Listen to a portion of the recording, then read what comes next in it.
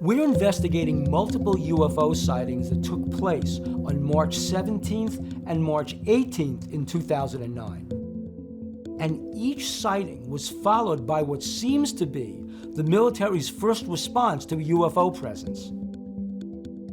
Are they intercepting the objects? Engaging the objects? We don't know, but we're about to view Trevor Lauder's video. Maybe that's going to help us figure this out. What you can see here is the western horizon.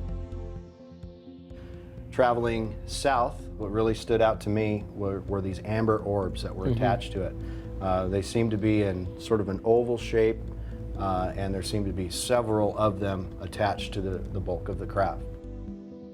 Coming into focus here in just a moment, we're going to see a solitary light on the end of the object, and you're able to kind of make out a wing.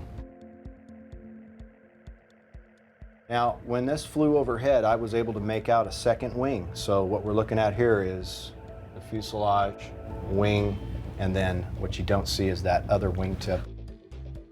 Trevor's testimony is very interesting, and if his estimation of the size of this object is correct, he may be onto something. But the video is very shaky, so it's hard to get a reference point to determine just how large this object really is.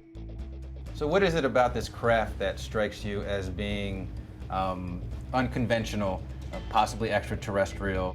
It's sheer size, the sheer size of it. I could tell that it was at least 300 or 400 feet long, and I can't think of a single craft that is that large that'll travel through the sky at 700 or 800 miles an hour. A 747 jet has a wingspan of 195 feet, and a B-2 stealth bomber has a wingspan of 175 feet. If Trevor's estimations of this object are correct, then we are talking about a gigantic aircraft. Here we can see the fighter jets. There's 4 to 6 jets there scrambling behind the craft. I see it. And about what distance would you say they were from the craft? I would have to say they were anywhere between 1 mile to 2 miles behind it, trying to catch up to it. As I look at this, one of the things that I'm thinking is, you want to say this is a military weapon and they're escorting it, but the fact that they've got their afterburners on really bothers me. Right. Because they wouldn't be escorting with afterburners. Bill is saying that because these jets are using their afterburners, this means that they are chasing the object. But this could very well mean that they are using the afterburners to simply catch up. Have you ever seen a B-2 bomber, and could this simply have been that? I have seen several B-2 bombers in the area. Again, we are between a couple of different military establishments here. I frequently see bombers, fighters, commercial aircraft flying through the area, and this doesn't compare. It's not even close. How so? In terms of size? Oh, absolutely. Size, the amber light arrangement, the orbs that are attached to this thing each represent nearly the size of a standard aircraft. You've seen this thing multiple times. You have video, you've kept notes, you've taken records. What do you think this craft was?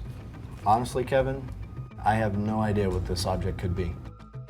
Although we haven't proven a definite link between the presence of UFOs and a military's first response, our most compelling proof yet may still be Trevor Lauder's video.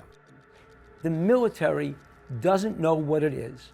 We could be in a Cold War with the UFOs.